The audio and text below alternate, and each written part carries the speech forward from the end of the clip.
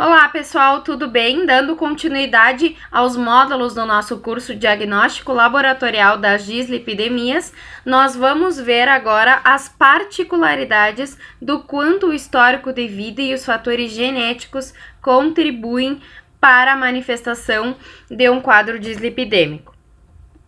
Em relação aos hábitos de vida, a gente já sabe que o sedentarismo, uma alimentação cheia de gordura, açúcar, carboidrato, aquelas refeições mais rápidas, né, os ditos fast food, acabam contribuindo muito para a obesidade, estresse e com certeza contribuem para o desenvolvimento da dislipidemia. E isso a gente já nota desde pacientes, crianças, jovens, adolescentes, que vêm cada vez mais apresentando níveis elevados de colesterol, LDL e triglicerídeos. Com isso, a gente se faz a pergunta: um estilo de vida saudável poderia prevenir as dislipidemias? Bom, o que a gente sabe é que um estilo de vida saudável, ele pode controlar e ajudar muito um quadro dislipidêmico de um paciente que tem já um fator genético associado.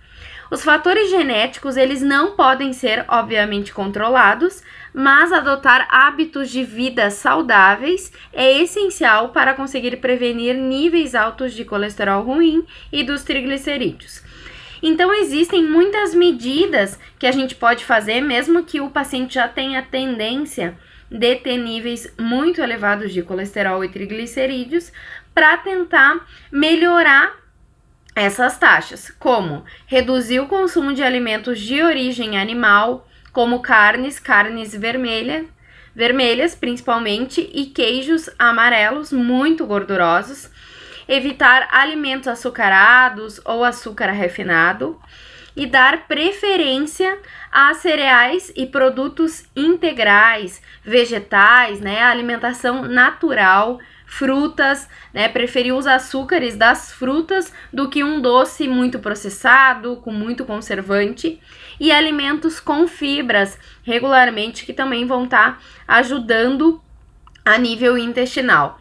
Evitar frituras, evitar pratos prontos, congelados, praticar exercícios físicos regularmente, indica-se no mínimo 3 vezes na semana. Uma simples caminhada de meia hora, 1 hora, já ajuda muito e o paciente já vai ver uma diferença, principalmente aquele paciente que é totalmente sedentário. Evitar o consumo de bebidas alcoólicas e não fumar. Ou seja, pessoal, um hábito de vida saudável que inclui uma boa alimentação e a prática de exercícios físicos regularmente, com certeza melhora, ajuda na prevenção das dislipidemias e também no controle das mesmas quando o paciente já apresenta taxas elevadas de colesterol ou um baixo HDL. Inclusive, uma boa alimentação e exercícios vão ajudar a aumentar a taxa do colesterol bom, que é o HDL. Será que o colesterol, ele é sempre o vilão no nosso organismo? Quando a gente fala em dislipidemia, hipercolesterolemia, a gente só pensa no lado ruim, né, do colesterol, mas ele tem muitas funções orgânicas importantes para o nosso organismo, como a síntese de hormônios, manutenção e construção das membranas das nossas células, participação na síntese de componentes que são essenciais para o nosso organismo, como sais biliares, e também, aqui muito importante, a síntese e metabolismo de vitaminas A, D, E, K. Porém, o que é o prejudicial nesse caso? O excesso, né, pessoal? O excesso de colesterol, que vai representar o principal fator de risco. Fator de risco para quê? Para o acúmulo de gordura nas nossas artérias e para o posterior desenvolvimento de problemas cardiovasculares.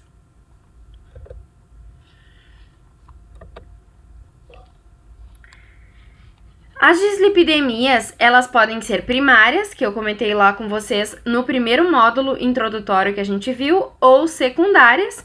As secundárias A gente citou algumas doenças, como o próprio diabetes, mas aqui ainda aparecem alguns fatores como tabagismo, hipertensão, aqui o diabetes novamente citado, principalmente diabetes tipo 2, que é aquele relacionado à resistência à insulina, obesidade e alcoolismo, ou seja, práticas de alimentação e algumas doenças de base que vão estar agravando, contribuindo para o aumento das taxas de colesterol. A dislipidemia, ela é um fator de risco totalmente modificável. Como assim, Daiane? Um paciente que está com uma taxa de colesterol, LDL e triglicerídeos muito elevada, ele pode mudar essa realidade, como mudando o seu hábito de vida ou fazendo uso de algum medicamento, se é um paciente que já apresenta uma elevação das taxas muito além do normal e por muito tempo. Principalmente se é um paciente idoso, né, que já tem algumas outras condições de risco, aí ele vai fazer uso de medicamentos para ajudar no controle da dislipidemia. Então, a dislipidemia é um fator de risco totalmente modificável, tem como reverter, tem como melhorar os níveis elevados, que pode ser alterado com a adoção de hábitos saudáveis, como a realização de exercícios físicos e uma dieta alimentar apropriada. Estudos realizados no Brasil indicam que a percentagem de crianças com hipercolesterolemia chega até 35%. E isso é muito preocupante, pessoal, porque revela também que desde cedo as crianças já têm uma mentalidade daquele tipo de alimentação que é servido dentro de casa e provavelmente vão levar esse tipo de alimentação ao longo da sua vida.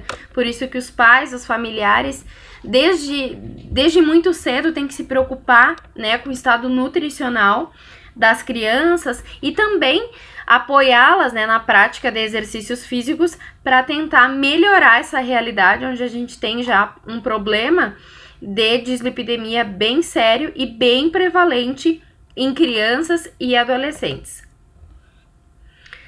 As recentes e profundas alterações nos hábitos de vida, no que se refere a uma alimentação com consumo excessivo de alimentos ricos em gordura saturada, bebidas hipercalóricas, refrigerantes, milkshakes e baixos níveis de atividade física determinaram já uma pandemia de sobrepeso e obesidade. O sobrepeso e a obesidade são desencadeantes de uma série de doenças, dentre elas, né, a elevação das taxas dos níveis de colesterol e suas consequentes comorbidades, as doenças cardiovasculares isquêmicas, diabetes, dentre outras doenças que são citadas quando há um aumento de peso.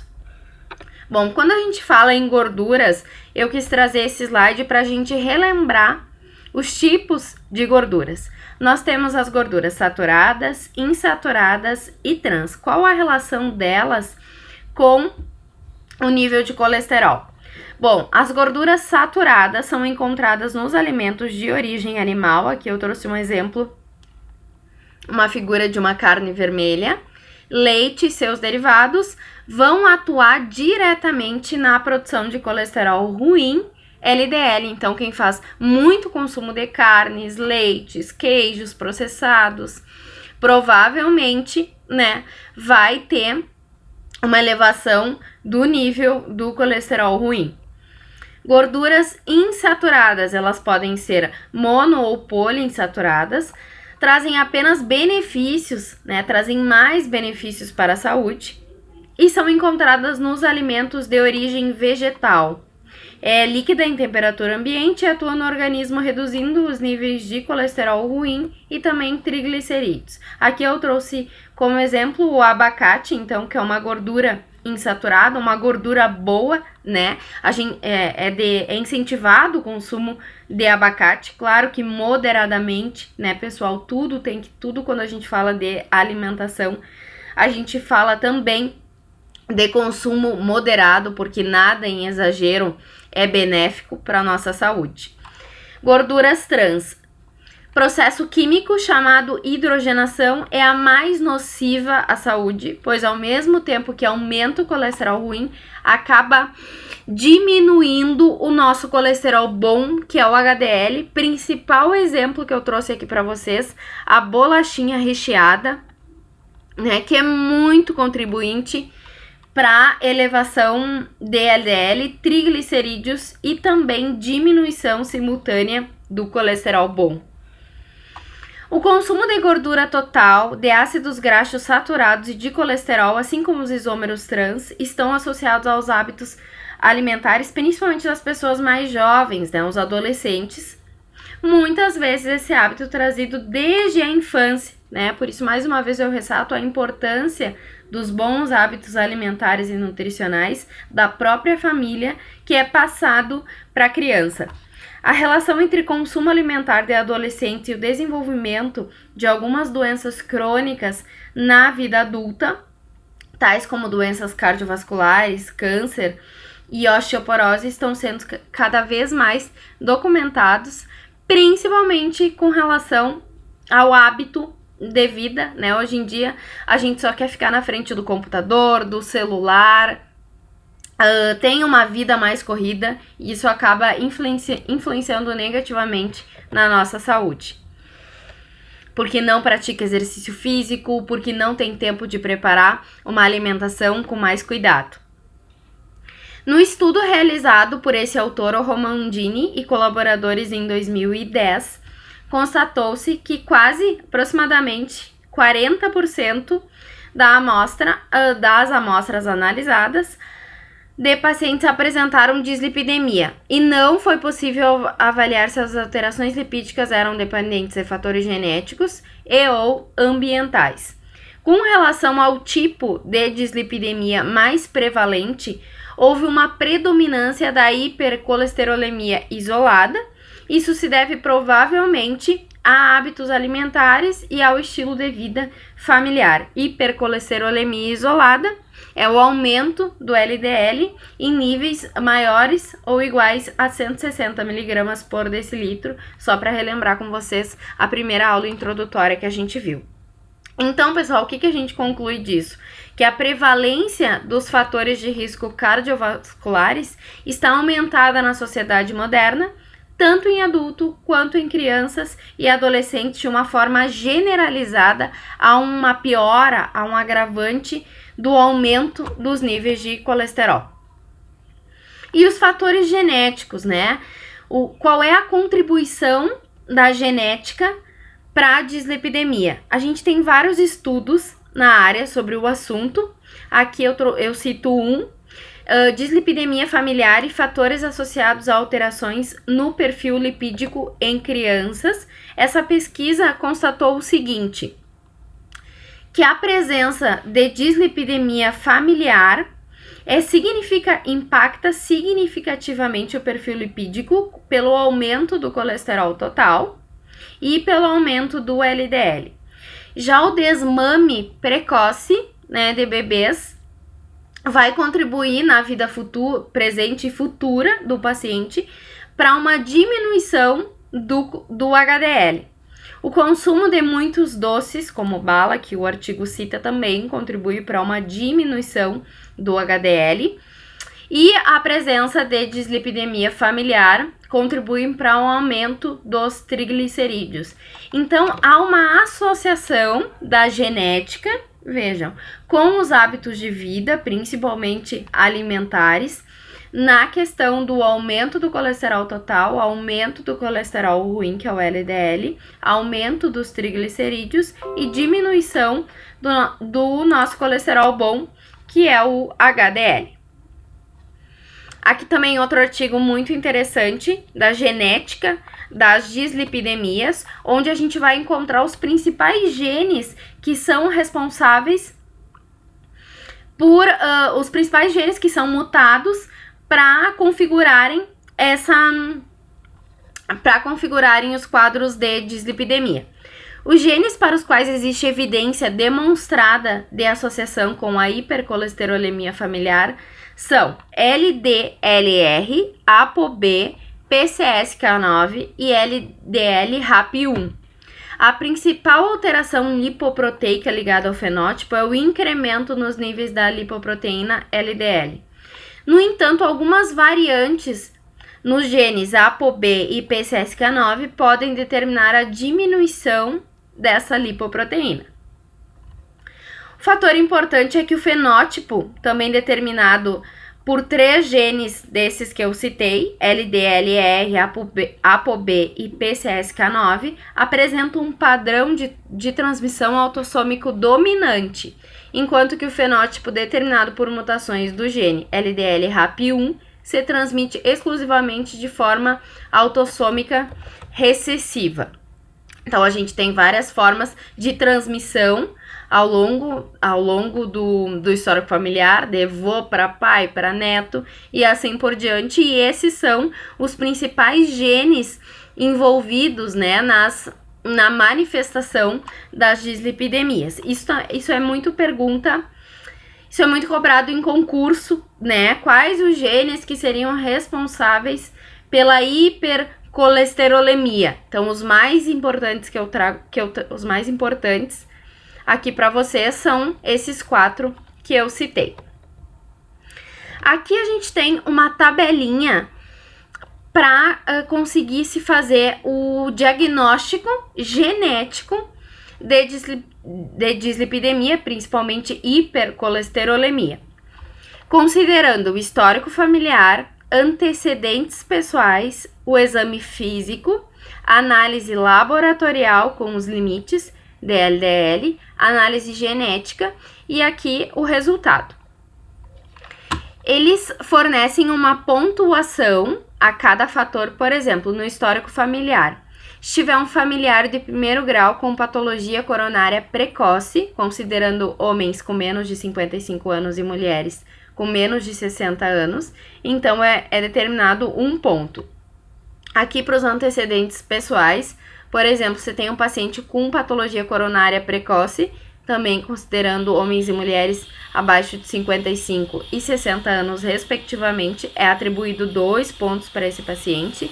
No exame físico, se o paciente apresentar xantomas tendinosos, lembra lá que eu expliquei o que eram os xantomas, que eram algumas características, né, que alguns pacientes apresentam quando tem taxas de colesterol elevada. O paciente recebe 6 pontos. Um LDL muito acima do normal recebe 8 pontos. E também faz toda uma análise genética se há ou não a mutação funcional em algum dos principais genes, né, que eu já recentemente citei para vocês, recebe pontuação 8. Como que a gente tem o diagnóstico de hipercolesterolemia familiar? Se o resultante de toda essa pontuação atribuída ao paciente for maior ou igual a 8 pontos, há então a certeza dos fatores genéticos influenciando nas elevadas taxas de colesterol total, LDL e ou triglicerídeos. Bom, falei do colesterol, dos principais genes associados ao aumento do colesterol e LDL, e aqui eu trago para vocês os principais genes relacionados ao aumento dos triglicerídeos, que são eles ApoA5, ApoC2, ApoE, GPD1 e esses outros 5 aqui que eu não vou citar, mas eu apresento. Os principais são esses 4 primeiros. E também a gente encontra esses outros na literatura. Temos também os genes já declarados que reduzem os níveis de HDL. São eles ApoA1, ABCA1, LCAT, SAR1B e ABCG1. São importantes porque cai muito em concurso também isso, pessoal. Então, genes relacionados ao aumento de colesterol, genes relacionados ao aumento de triglicerídeos e genes relacionados à diminuição das taxas de HDL, que é o nosso colesterol bom. Deixo aqui, pessoal, algumas dicas de referências bibliográficas, alguns livros também que eu utilizei para a elaboração dessa aula, e fico à disposição aí para qualquer dúvida. Deixei meu e-mail nos outros módulos e vamos seguir vamos seguir aí em relação aos outros módulos do curso. Obrigada!